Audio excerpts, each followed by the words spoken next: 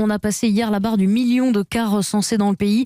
Désormais, 15% des tests réalisés reviennent positifs. Ce taux était de 4% le mois dernier. Et pour tenter d'inverser ces courbes, un couvre-feu a donc été mis en place. Il a été étendu hier à 38 nouveaux départements. Dans toutes ces zones, le couvre-feu s'appliquera à partir de 21h ce soir. Hier, les habitants ont eu la permission de minuit.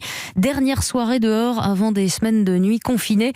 À Rennes, plusieurs milliers de personnes en ont profité pour aller au stade, assister au match de Ligue 1 face à Angers. Charles Guyard.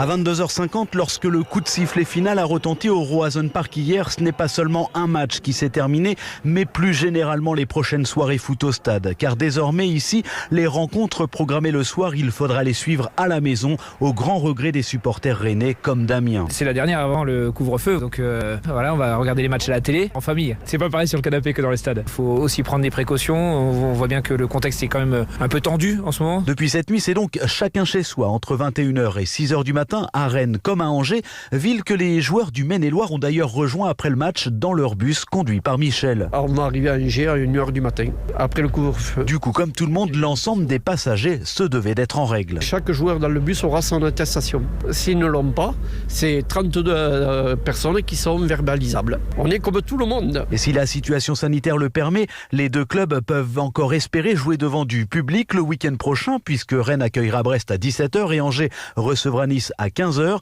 des horaires qui laissent le temps aux quelques supporters de rentrer chez eux avant le couvre-feu. Merci. Rennes, Charles Guyard, Europe.